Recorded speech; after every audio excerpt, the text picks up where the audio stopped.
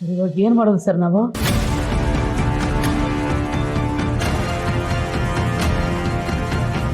Sir ಕರುಣಾ ಅನ್ನೋ ಹೆಸರಲ್ಲಿ cake order ಇತ್ತು. ನೀನು ಹೋಗು ಸರ್. ನೀವು ಈಗ ಇದ್ರೆ ನನಗೆ ಭಯ ಆಗುತ್ತೆ ಸರ್.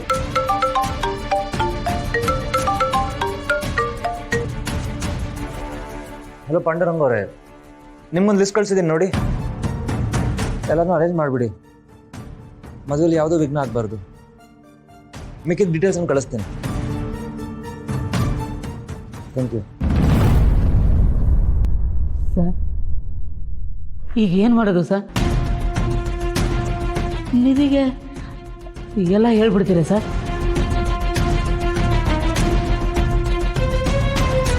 ಇವಾಗ ಹೇಳೋಕ್ಕೆ ಸರಿಯಾಗಿ ಟೈಮ್ ಅಲ್ಲ. ಮೊದಲೇ ಅವ್ರ ಲೈಫಲ್ಲಿ ಏನೇನೋ ಆಗೋಗಿದೆ. ಈಗ ಹೇಳಿದ್ರೆ ಸುಮ್ಮನೆ ಮದುವೆ ಹಾಳಾಗುತ್ತಷ್ಟೇ. ಮದುವೆ ಮಾಡಬೇಕಾಗಿರೋರು ಅವರು ಆಮೇಲೆ ಪೂರ್ತಿಯಾಗಿ ಇದ್ರ ಮೇಲೆ ಗಮನ ಕೊಡ್ತಾರೆ. ಅವ್ರ ಅಪ್ಪ ಅಮ್ಮನ ಸಾವು ಹಿಂದೆ ಯಾರ್ದೋ ಕೈವಾಡ ಇದೆ. ಕೊಲೆ ಅಂತ ಗೊತ್ತಾದರೆ ಅವರಾಗಿರಲ್ಲ. ಏನಾದರೂ ಈ ವಿಷಯ ನಿತ್ಯ ಕಿವಿಗೆ ಮುಟ್ಟಿದ್ರೆ ಏನಾಗುತ್ತೋ ಏನೋ. ಸರ್ ಹಂಗಂತ ಯಾವತ್ತೋ ಒಂದಿನ ಹೇಳಲೇಬೇಕಲ್ರಿ ಸರ್? ಯಾವಾಗ ಏನು ಅಂತ ಸರಿಯಾಗಿ ಯೋಚನೆ ಮಾಡಿ ಆಮೇಲೆ ಹೇಳ್ತೀನಿ. ಇವಾಗ ಹೇಳಿದ್ರೆ ಸುಮ್ಮನೆ ದಾರಿ ತಪ್ಪಿಡುತ್ತೆ. ನಿಧಿ ನಿತ್ಯ ಮಾತ್ರ ಅಲ್ಲ, ನಮ್ಮಜ್ಜಿ ಅವರಜ್ಜಿ ಎಲ್ಲರಿಗೂ ಆಘಾತ ಆಗ್ಬಿಡುತ್ತೆ. ಮೊದಲು ನಿತಿನ್ ಮದುವೆ ಆಗಲಿ, ಆಮೇಲೆ ನಿಧಿ ಹತ್ರ ನಾನೇ ಮಾತಾಡ್ತೀನಿ.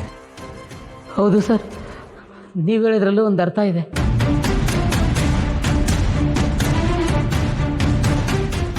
ಚೀಟು ಸಂಜು ಕೈಗೆ ಯಾಕೆ ಹೋಗಿದೆ? ಯಾರು ಕೊಟ್ಟಿರ್ಬೋದು ಅವನಿಗೆ?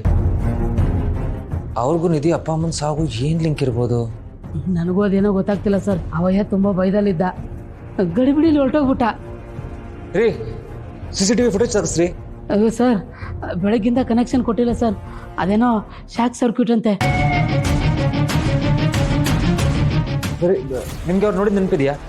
ಪೂರ್ತಿ ನೆನಪಿಲ್ಲ ಸರ್, ಆದರೆ ಇನ್ನೊಂದ್ಸರಿ ನೋಡಿದ್ರೆ ಯಾರು ಅಂತ ಕಂಡುಹಿಡಿಯೋಷ್ಟು ನೆನಪಿದೆ ಸರ್. ಸರಿ, ಚೆಕ್ ಮಾಡ್ತಾ ಇರಿ. ನೀವು ನೋಡಿದ ತಕ್ಷಣ ನಂಗೆ ಹೇಳಿ. ಸರಿ ಸರ್.